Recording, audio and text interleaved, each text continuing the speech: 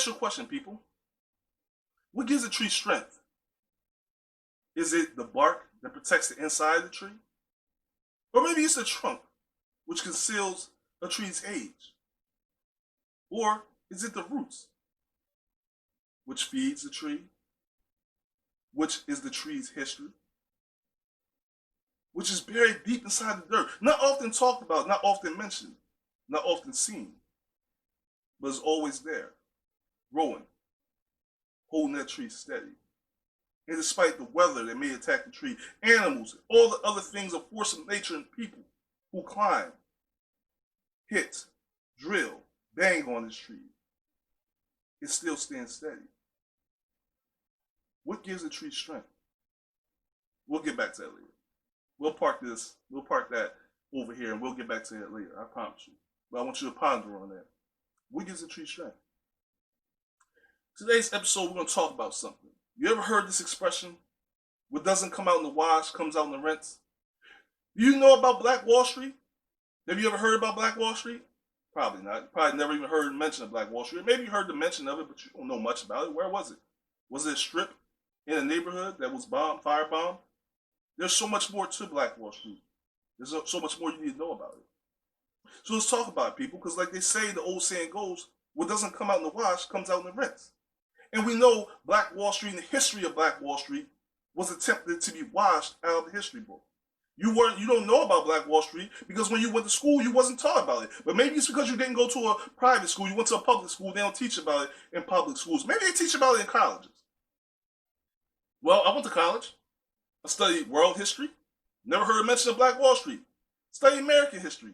Never heard mention of Black Wall Street. I studied local history. Never heard mention of Black Wall Street. I studied military history. Never heard a word about Black Wall Street. I studied political history. Never heard. Go on all the different levels of history I studied in college and never heard a mention, even sentence in a book, a history book or a textbook about Black Wall Street. We do Black History Month. Never heard it. We hear about the I Had a Dream speech by Martin Luther King, but we don't hear much about anything else during Black History Month now, do we, people? The point is, Black Wall Street and the riots and the massacre that happened on Black Wall Street was completely washed out of the history books. But what doesn't come out in the wash comes out in the rinse. And today, here's the rinse. Black Wall Street found its way out, and we're going to talk about it, people. Oh, we're going to dig into it. To understand Black Wall Street, you have to understand a few other details. You know anything about Jim Crow laws? Well, all you out there do not know anything about Jim Crow laws, don't understand Jim Crow. Jim Crow was segregation, forcing Black people to not be able to use and frequent or shop at white-owned businesses such as grocery stores, malls. When a Black person was injured, they couldn't go to a white-owned hospital, sometimes having to travel 20 to hundreds of miles away for a critical wound or a critical illness, leaving a lot of times Black people dying on the way to a hospital. They were not allowed to go to and use Black-owned, white-owned restaurants, water fountains, were not allowed to attend white-owned schools, forcing Black people or young Black people from not being able to get critical services needed every single day. They were not allowed to stay at hotels, weren't able to get finances for businesses. But this is where Black Wall Street comes. We often talk about turning negative into a positive, people. Well, the people of Tulsa, Oklahoma, in the Greenwood section of Tulsa, Oklahoma, did exactly that. They took Jim Crow and they took the lemons that Jim Crow was trying to give them and they made lemonade. They created a whole community of Black-owned businesses. And let me explain and elaborate on what type of Black-owned business was built in Black Wall Street. We're talking about Black-owned hotels, Black-owned banks, Black-owned lawyers' offices, Black-owned doctors' offices, Black-owned hospitals, Black-owned movie theaters, Black-owned grocery stores, Black-owned nightclubs. We can go on and on and on and on. Black-owned hotels, did I say that already? Multiple Black-owned businesses were built in this community. Black-owned homes were built in this community. Black-owned wealth was built in Tulsa, Oklahoma, in what's known as Black Wall Street, but often also referred to by white racist people as Little Africa. Tulsa, Oklahoma was built on Black-owned wealth to offset segregation because these people who lived in Tulsa, Oklahoma couldn't shop at white-owned grocery stores. They couldn't shop at white-owned malls. They couldn't use white-owned restaurants, so they created their own community of Black-owned businesses, black-owned churches. It was a beautiful thing that had disastrous, tragic ending. But you're probably wondering, how, Alan Gray, how did they create these black-owned businesses? Where did the wealth come from this? Well, one had the land rush. You ever heard about the land rush of Oklahoma? Well, Indians who fought in the Confederate fought with the Confederate Army during the Civil War. I'm sorry, not Civil. Yeah, Civil War. I'm sorry. During the Civil War, fought for the Confederate armies to keep slavery. What was given was to those Indians was slaves. Black slaves were given to Indians. So if you sitting here right now and say, "Yo, I got a little Indian in my blood, so I wasn't a slave," let me just let you on a little tidbit. A lot of times, black people were given to Indians as slaves. Indians fought the Confederate Army against the Union Army. After the Union Army beat the Confederate Army, they took over the Indian land in Oklahoma, forcing them to Indian reservations. What was given was then given the land rush where people were able to claim multiple acres of land.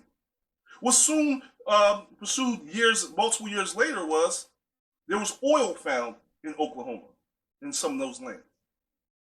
There was oil. So quickly, wealth was starting to build up in Oklahoma. Now, was some black people the victors and received the profits from this oil? No, black people didn't. Only white people received money and got money off the land from the oil. However, the money from the oil, the new wealth from oil did trickle down to black people. It did trickle down to black people, hence creating the opportunity to build Black Wall Street, build black banks. It was a moment where black people came together in true solidarity, not to protest or march, but to build something that they could have of their own. Now, like all things, it had to come to an end. Why? Because of jealousy? Or because of a mishap that may have happened? Well, let's talk about what led to the end. In one of the most deadliest riots, not one of, the most deadliest riot to ever happen in America, but never to be mentioned. You know about the LA riots because there's movies and documentaries about that. You know about the Detroit riots. You know about all these other riots, but you don't hear, never heard a movie. You don't see or read anything about a textbook about the riot that happened in Tulsa, Oklahoma, in the destruction of Black Wall Street. But today, you're going to hear about it, people. You're going to hear all the ugly details about it. So if you have children in the room right now, I'm going to give you a second to tell you that you may want to remove them out the room. Listen to this episode before you allow your children to listen to it, because this might get a little too much for certain people. It's going to get ugly. So going back to Tulsa, Oklahoma, there was a guy named Dick Rowland. Dick Rowland dropped out of school and was a shoeshine boy. You're probably wondering, why would a man drop out of school to become a shoeshine boy? Well, like I said, a lot of wealth was becoming in Tulsa, Oklahoma due to the oil, to finding oil. So there was a lot of wealth. And the person being a black man, being a shoeshine boy, was more likely to create and get money to provide for their family by being a shoeshine boy, because shining a rich person's shoes, they may give you an extra dollar. I know today's context, a dollar is not much, but we're talking about early 1900s, 1921, a dollar meant a lot more. You may get a tip of $1, $5. This could feed your family. This could be a huge come up with you. So being a shoeshine boy was an admirable job at the time. Dick Rowland is a very important person, because Dick Rowland in this subject, in today's context, because Dick Rowland, why being a shoeshine boy, had to use the bathroom. Something we all have to do. Something we all have to do in the context of us working throughout the day. We all have to go take a bathroom break. But the problem was, when we talk about Jim Crow law segregations, Dick Rowland was in a place where he couldn't, there was only one place he could use the bathroom. It was the top floor of what was called the Drexel building. Dick Rowland went to get on an elevator. The elevator operator, if you don't know what elevator operator is, it's actually a person that stood on the elevator. It's an actual job, and some places still have it, where you actually, a person pushes the button to a floor that you're going on. Now, what happened in this elevator, I must disclose this. No one knows what actually happened. Only 2 people know about what happened on the elevator on this day, May 31st, 1921. That's Dick Rowland and Sarah Page.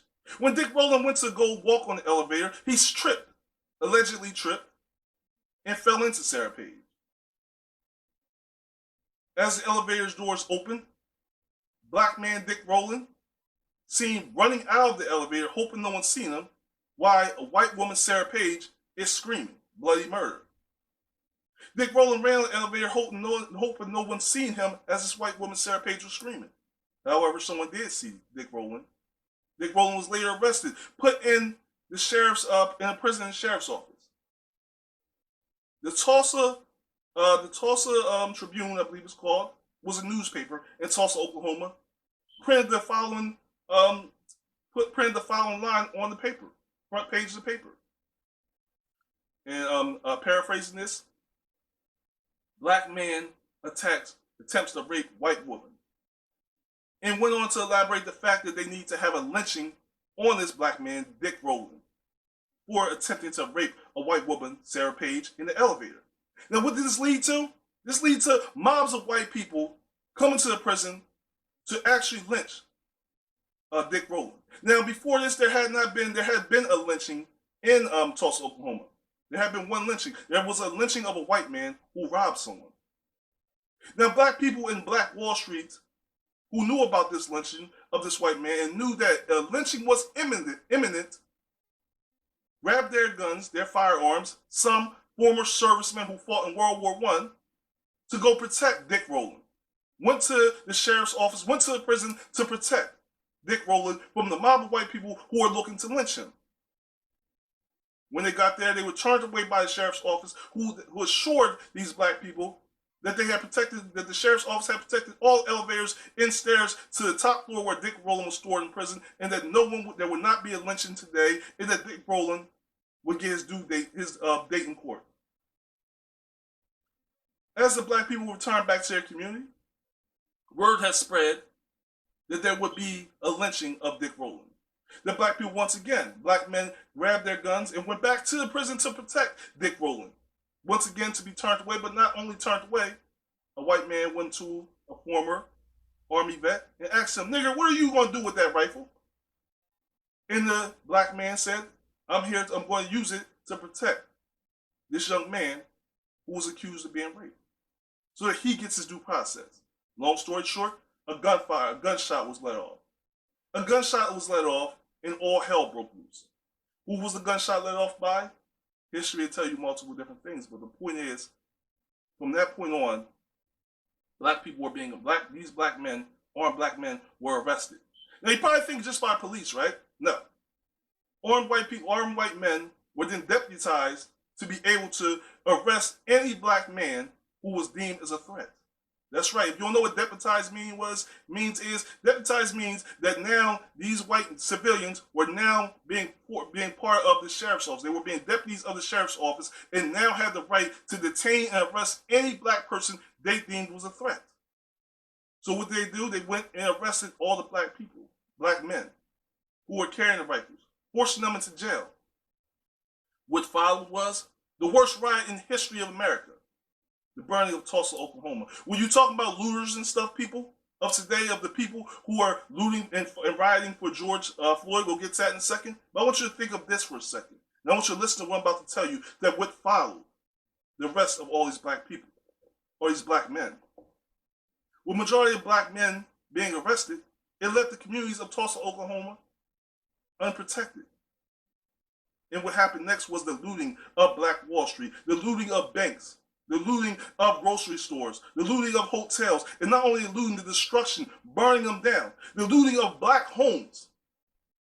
Black homes were busted into by armed white people, armed white mob, busting into homes. Not only taking people's things, but killing innocent women, children were being murdered, slaughtered, burned in their own house. Stories from survivors, not from my mouth, not from history books, but from survivors, tell stories of black young men who were little kids at the time, talk about their mothers hiding them under beds, hiding them in closets from the mobs who were coming in killing anybody they could find, any black person they could find in their home. Talk about stories of horror, why they hid under the bed, watching white mobs come through and literally set their curtains on fire, set their houses on fire, burning them while they lived in their houses. Stories of survivors tell stories of as they fled their homes. Gatling gun. If you don't know what Gatling gun is, it's a large machine gun that shoots hundreds of rounds in seconds. Gatling guns being on top of hills, and as young black mothers, children, old people fled, were shot down as they tried to fled the burning of their home, the looting of their home, the attack of this white mob, robbing and looting their homes, killing anyone they could find, women and children. Oh, it's not deep enough? You're not feeling it enough? True story. A woman tells a story, a survivor of Black Wall Street tells a story of a mother who had stillborn early that day. Had stillborn child early that day, and had this young child that was only small enough to be fit into a shoebox, was fleeing her home in the night with the stillborn that she had not yet been able to bury in this shoebox. When this mother fell to the ground, not able to find her stillborn baby that she had given birth to earlier that day, not able to find it, crying as she's trying to find it. And her husband pulling her, telling her, we have to go. We're going to die if we don't. This mother had to flee while leaving her stillborn child left there, never being able to give it a proper burial, never being able to mourn it. This is the horrors of what happened. People flee their homes not with clothes and their family heirlooms or pictures, but fleeing just sometimes their clothes on their back. And even when fleeing, being shot and killed as they flee by waiting gunmen. It didn't stop there. Stories are told throughout history of these homes being firebombed. Survivors tell the stories of seeing planes flying over and their homes being firebombed, their community being firebombed from the sky. This is the horrors of the riots that happened on Black Wall Street. As thousands of homes, millions of dollars of property damage were destroyed. The end of all the carnage of Black Wall Street ended with over 300 people being dead, murdered, and over 11,000 people being wounded in the whole community, never being rebuilt, never being seen. The people of Black Wall Street, the people who lived in these homes, who owned these businesses, returned to smoldering rubble. Returned to buildings who were now destroyed, not looted, not windows broken, but businesses, homes burned to the ground, never to be able to rebuild. And you may ask, well, might say, well, they were given insurance money, so they were able to rebuild, right? So they were okay. I'm pretty sure all these businesses, these homes were insured. Well, let's get to that.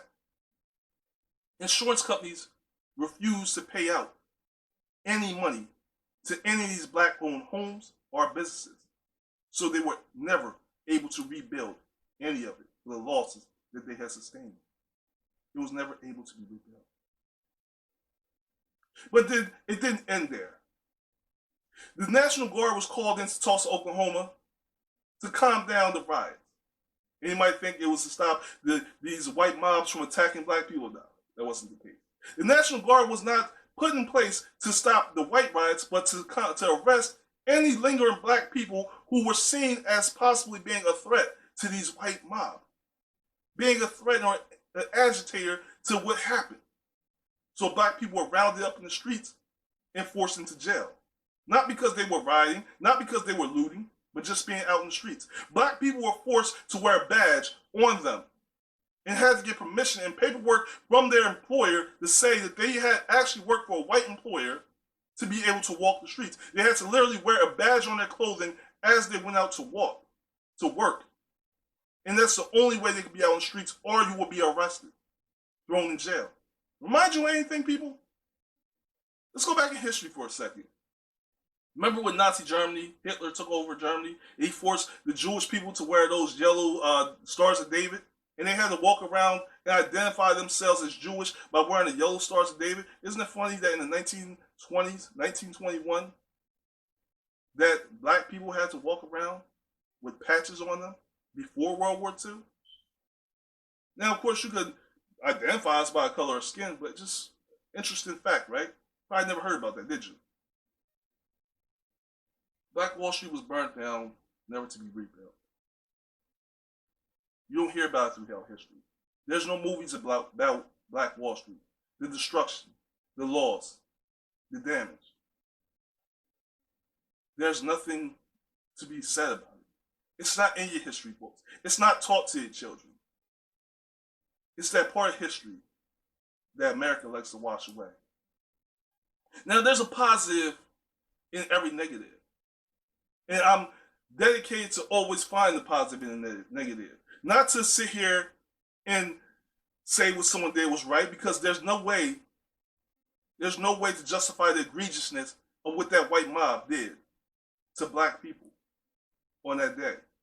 But it's to say that look at how black people could build a community. Because we often talk about wealth, and we talk about not only financial wealth, but for us, but generational wealth for our children, and how we can create something and create wealth. And my wife asked me a question, well, why has there never been another Black Wall Street? Well, you got to think about it. Black Wall Street was built due to circumstances. The circumstances was because you had Jim Crow laws, which did not allow us to frequent or shop at other supermarkets. So therefore, the black dollar only could stay in the black community, because I couldn't shop at a white grocery store. I couldn't stay at a white hotel. I couldn't go to a white doctor's office or hospital. So I only could frequent black-owned businesses. So it was easier for Black Wall Street and the dollar to circulate in its own community, because there was a circumstance of Jim Crow, where nowadays we don't have Jim Crow laws. We don't have segregation. And no, we shouldn't bring back Jim Crow laws or segregation. I'm not saying that. What I am saying is that the black dollar only circulates in the black community for 6 hours. But you may be saying, okay, what are the reasons why we don't have black-owned businesses? And you may even respond with, well, because black people don't support black-owned businesses. Let's dig into why black people don't dig into black-owned businesses as we kind of go on to the present time where we are right now. Well, we can say it's 2 reasons black people don't support black-owned businesses. One is multiple people say, well, because when you open a black-owned business, first thing people think is, yo, I need to get some kind of discount. I need to be able to get a deal. That's not always the case. Sometimes black-owned people, when people create these small businesses and you're trying to get rich quick off of them. So you may be overcharging somebody. I'm just going to call it what it is, people. You don't like it, but we're going to call it what it is. And if you have an opinion different than mine, please comment, let me know. We can have a conversation about it. You know how to get in touch with me. Prices may vary. So prices may vary. So you want me to spend $4 for a hot dog here, that may be $1 over there. Why would I do that? And you may use, okay, because I'm black owned, that you should pay $4 for this hot dog over here, even though you can go across the street and get it for $1. All right, cool. Maybe that's not the case, though, because that's not always the case, because some black owned businesses get fair owned prices. They get fair prices. In fact, Henry's House Media Productions is a black owned business.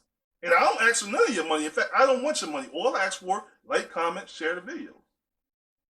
But still, you say, well, why don't you support those type of businesses that's asking for, giving you fair pricing, giving you fair opportunity, not asking for much from you? Why don't you support those black businesses? Because it can't only be that black-owned businesses are charging you too much. What other reason that you don't support them? Well, you don't support them because you don't like and love yourself. A lot of us as black people don't love ourselves. We hate ourselves. So anything that we identify or see that looks or reminds us of us, we don't support, because we don't support our own selves. We don't support our own dreams. We don't support our own beliefs. We're not in solidarity with our own selves. We're not in solidarity with our own families. So how can we support others? We need to learn to get past this self-hate for ourselves and learn to love ourselves and appreciate who we are. Now we go back to the tree for a second. Now we're going to go back to the tree, because I told you we're going to go back to this. We talked about at the beginning of the show. What gives a tree strength? Is it its thick bark that protects the inside of the tree? Or is it the trunk that conceals the tree's age? Or is it the roots that's buried deep into the ground, never mentioned or talked about? Well, my answer is it's the roots, people. See, and as black people, we don't understand or appreciate or discuss our roots. You don't know about Black Wall Street because it's not taught in schools, but you can always Google it. You can learn about it. You can learn about your roots and who you are, your history, where you came from. Because Black Wall Street is not just a tragic story of a community that was firebombed. It's not just a tragic story of 300 people who were killed and thousands, 11,000 and thousands of people who were injured. It's also a story of people who built their own community, built their own banks, hotels, didn't look for or complain about what someone didn't give us at a time where segregation and racism was at its height, at its peak. We're able to create black-owned schools, black-owned banks, black-owned real estate, black-owned hospital, black-owned lawyer's office, black-owned theaters, black-owned clothing stores, black-owned grocery stores. It was a moment where they were able to create. So when I look at you today, people, whoever I'm talking to today, when I look at you today and you tell me you can't do something, when you can't create something, I reflect on Black Wall Street and ask you, how is it that you can't do it? You may have circumstances that may try to stop you from doing what you want to do, may try to prevent you from doing what you want to do, but those circumstances are only going to give you the limitations that you put in your own life. You're always going to have someone or something trying to stand in the way of you achieving your dreams. You're always going to. But you got to know your roots. You got to know your history, because that is where your strength is. Like I said, for Black History Month, all they talk about is Martin Luther King and the fact that, you know, he did the I Had Dreams speech, but they don't talk about Malcolm X. They don't talk about Malcolm X in the Nation of Islam movement. They don't talk about Malcolm, and then when you talk about Malcolm X, you talk about Malcolm X, yeah, Malcolm didn't turn the other cheek, but you don't talk about the growth of Malcolm X and how once he went on his pilgrimage, he had a different mindset and a different perspective, that he become in line with Martin Luther King's peace. You don't talk about Martin Luther King, where you talk about Martin Luther King was always a peaceful protester, that at some point he was getting tired of peaceful protesting and wanted to fight back as well.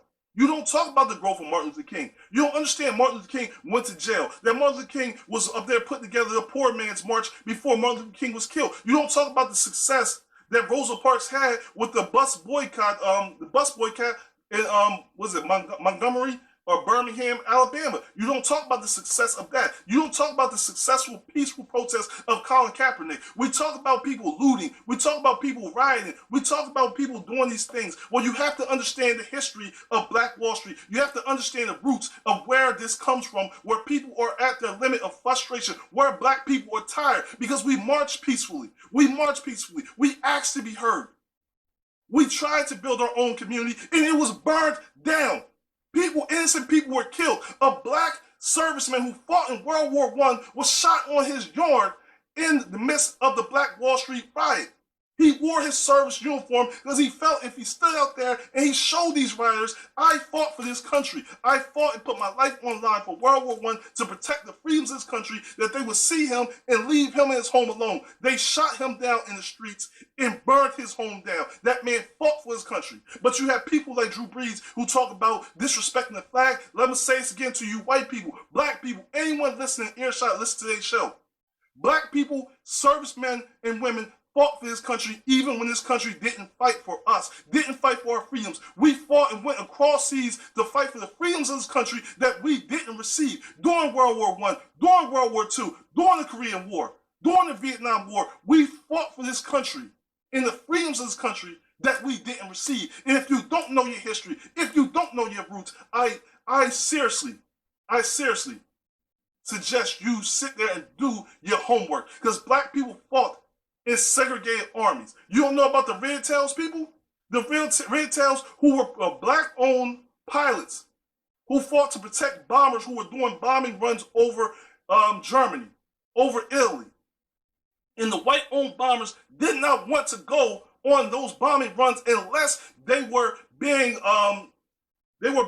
protected by the Red Tails, who were Black-owned army pilots. We fought in segregated armies in World War I. And if you don't know, once again, if you don't know what segregated means, is that Black people were on one part of the army, white people were the other part. We were not allowed to intermingle, even though we were fighting for freedoms in this country. World War II, Black people fought. The Revolutionary War, Black people fought. Civil War, Black people fought. The Korean War, Black people fought, even though we had the freedoms. In Vietnam War, Black people were on the lines fighting. Even though when we came home, we still had the civil rights movement going on, trying to get freedoms, trying to get the opportunity just to eat at the same counters as white people. When you want to talk about history, people, let's talk about what came out in the wash. When you want to call Black people animals because they're out here looting and rioting, I'm not supporting it. I'm not supporting them looting and rioting. I'm not supporting stealing from Black-owned businesses or just businesses in general. I'm not supporting sitting here burning down police cars, but I do understand their frustration, because I do understand the history of this country. Colin Kaepernick peacefully protested. He knelt on one knee and peacefully protested. And the interesting thing is, the same knee that he knelt down and peacefully protested was the same knee that a police officer put on George Floyd's neck. And you're sitting here telling me that we shouldn't be upset? we shouldn't be frustrated. We shouldn't speak out. If we peacefully march down the highway, they're talking about we're interrupting their day. We shouldn't do that. Please tell me, what protest is going to work for you? What peaceful protest that you feel is going to work? Martin Luther King did the march on Washington. He did the march on Selma. There was multiple peaceful protests. What protest is going to work for you that we can do as Black people that will get your attention and allow you to hear our cries for change, for equality, for the protection of our children, so that we can build generational wealth and an opportunity for our children to grow and live a life? Speak to me, people. For all of you that have a camera, that have an opinion on social media, talk to me, because you need to know your history about Black Wall Street, about wealth. For all you out there right now talking about you can't build your own business, I refer you look back at Black Wall Street, not just the fact that it was burned down and bombed, but the fact that they were able to build it at one of the most racist, dangerous times in this country. They were still able to build a whole community. It was not a street. Black Wall Street was not a street. It was a whole community in Greenwood, Tulsa, Oklahoma. So you need to understand the history, the roots, or where your strength is, the roots of your life and your history of where you come from, where your ancestors come from, what they fought for will give you a better understanding of your present time and what you're dealing with, what you're feeding, fighting with, and what you're fighting for in today's time. Unfortunately, to all my young folks out here standing up marching, Black, white, Hispanic, Latino, no matter what your race is, I appreciate you and I commend you for standing in solidarity with Black people to march for change and equality and the end to racism, this ugly disease. Finally find a cure for this. For all the police officers, the good police officers who are finally getting up and speaking out against the bad police officers, we appreciate you. On the behalf of the Black community, we appreciate you for standing up and letting your voice finally be heard and speaking out against the atrocities of Black unarmed people being murdered. It's been happening too long in this country. Y'all want to talk about what's going on to the country? You want to have an opinion on subject or Facebook? You want to do Facebook Lives? You want to do Instagram Lives? Well, at least know your history and know what the hell you're talking about before you step in front of the camera and speak out about something. Speak about it, but know about it. Don't sit here and read a little clip. Learn about Black Wall Street. Learn about your ancestors. Learn about Rosa Parks. Learn about Malcolm X. Learn about Martin Luther King. Understand about these people, Frederick Douglass, and so many more I can tell you about. Of people who risked their lives and fought for you to have the freedoms that you have. And understand, people, if you haven't figured out yet from this show or from your roots in your history that you can create something for yourself, then I honestly don't know what the hell it's going to take for you to learn. If this has not gotten to you, if this has not gotten tapped into an emotional response from you yet, I don't know what the hell will. Because I'm telling you a story about a woman who gave birth to her stillborn child and was in the midst of dark, had to leave her stillborn child in the dirt while she ran and fled for her life. Gunfire all around her, house burning behind her. If that doesn't strike a chord in your heart, if watching George Floyd cry out for his mom, his daughter, for air to breathe while a cop smirked while he has his knee on his neck, don't strike a chord in your heart yet, I don't know what the hell will. I don't know what else I could say to change you. If I haven't motivated you, inspired you yet to believe in yourself, to love yourself, to appreciate yourself, to fight for yourself, to fight for the people who are around you, I don't know what else to say to you, people. I don't know what else to do for you. If you haven't learned anything yet, it's not because I haven't taught you. It's because you're not listening. This is a time for not only white people, but all people to open their eyes and open their ears to listen. Because I see a lot of people hollering stay woke with their eyes wide shut. And I don't understand how you're talking about stay woke and when your eyes are wide shut. It's time for you to open your eyes, open your ears, and listen and learn. Not about what's happening presently in this country, but what happened in the past. Learn about your roots, your ancestors, your history. Because what truly gives you your strength, what feeds you, what nourishes your body, your spirit, your soul, your future, is your roots, people. Learn them. Learn your history. Because your past dictates your present and your future. I want to thank you for joining me for another episode of Past and Present Podcast. And I only got one thing left to say to you, people. Stay tuned. Peace.